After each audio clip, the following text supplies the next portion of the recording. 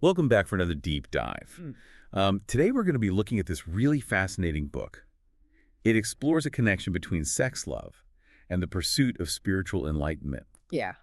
It's a pretty dense topic. hmm And the author's main argument is that we need to understand and transform our sexual energy to experience real love and reach a higher state of consciousness. I think what's so interesting about this book is how it dives into the way society kind of condemns sex Right. and how that impacts our understanding of love and relationships. You know, the author argues that this idea that sex is sinful has created this a fear-based approach to something that's a natural human experience. It's like we're told that something that's so fundamental to life is somehow wrong or bad. Exactly. And the book really digs into the consequences of that mindset. Yeah. It suggests that this fear and repression can lead to all sorts of issues, not just personal, but societal, too. Absolutely. It's almost like trying to hold back a powerful river. Okay, The energy's got to go somewhere, and if it can't flow naturally, it can become destructive. that's a great analogy. Yeah. So the book is saying that instead of suppressing it, we need to understand and acknowledge this energy Right. to find a healthy way to express it. Yeah.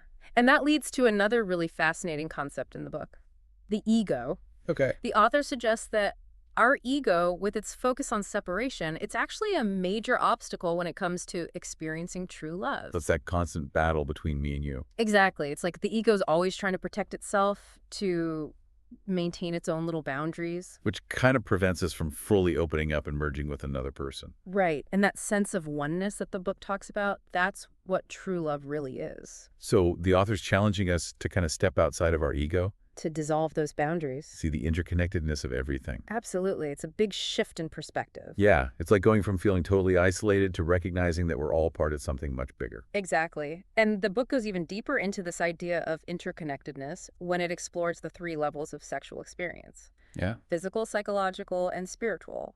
Okay.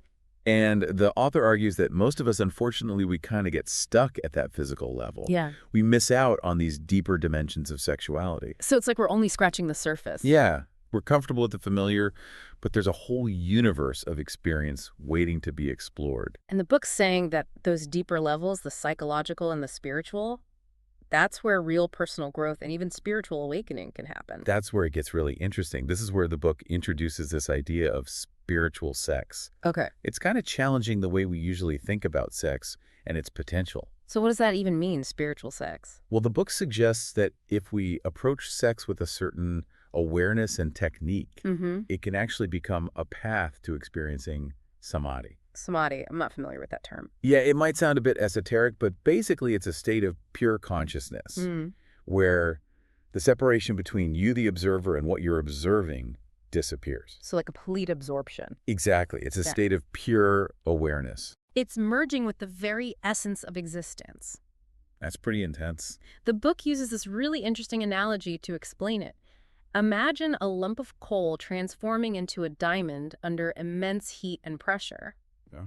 It's saying that the energy generated during sex, it can be channeled and refined in a similar way. So instead of just raw passion. Right. It can become a higher form of energy that actually fuels spiritual growth. So it's not about denying or suppressing our sexual energy. No, not at all. It's about recognizing its power. Harnessing it. Exactly. And the book emphasizes that this transformation takes effort. Conscious effort. Right, a shift in perspective, a willingness to really look within. And then the book goes on to talk about this idea of a new humanity, Yes. one that's born from conscious celibacy. This is where the book gets really radical. It's definitely a concept that challenges our current norms. Completely. The author envisions a future where children are conceived not out of lust or biological urges. But from a conscious choice. Exactly. A Yeah. choice to bring forth a higher form of being, And the book argues that this would lead to a more evolved humanity, one that's more in tune with its spiritual nature. more compassionate, more understanding. It's a pretty bold vision. It makes you think about the purpose of sex in a whole new way. Absolutely.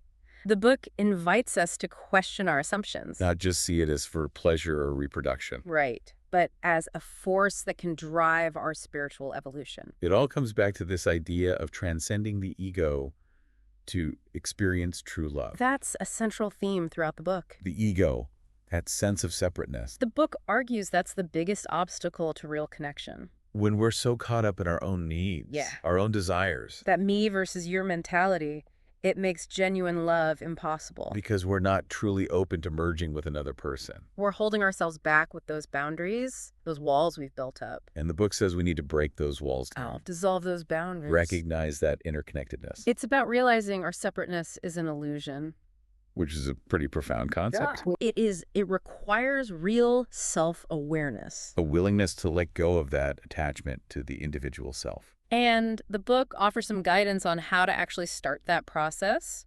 Like what? Practices like mindfulness meditation, Okay. consciously cultivating love and compassion in our daily lives. So it's not just about understanding these concepts intellectually, Right. It's about embodying them. putting them into practice. It's a journey. A journey of self-discovery. And the book reminds us that genuine love isn't possessive or conditional, It's a state of being. a way of relating to the world that goes beyond the limitations of the ego. There's also this idea in the book about sexual energy being a creative force, not just in a physical sense. Oh, absolutely. It suggests we can channel that energy into other areas of our lives, Right, like our work, our passion. fueling that drive and creativity. Exactly. It's not limited to just the bedroom. And that transformation takes conscious effort. Definitely.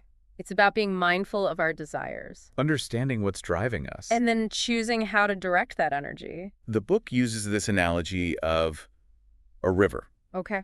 It can either flood and cause destruction, Right. or we can harness its power. Use it for good. Irrigate our fields, generate energy. It's a powerful image. Our sexual energy is like that river. If we let it run wild, it can lead to chaos. But if we channel it consciously, It can be incredibly powerful. and the book offers some practical techniques for doing that. Things like meditation, breathwork, Right. conscious movement, To become more aware of those energies within us, to gain mastery over them, so we can make conscious choices, about how we express ourselves. how we use that power. It's all about taking control. The book really paints this vision of a future where humanity has evolved beyond its current limitations A future where we embrace the full potential of love and sexuality as forces for positive change. for spiritual growth, It's challenging us to let go of those fear-based views of sex to see it in a more holistic light, as part of a larger journey. a journey of self-discovery and awakening. Well, this deep dive has definitely given us a lot to think about. It's a pretty unique perspective on sex, love, and spiritual growth. It really makes you question everything you thought you knew, It's a call to explore those deeper levels of ourselves. to unlock our true potential, And we hope this conversation has sparked your curiosity to continue that exploration, to keep questioning, keep seeking. because there's always more to learn and uncover on this journey of self-discovery. Absolutely. Thanks for joining us on this deep dive, and until next time, keep exploring.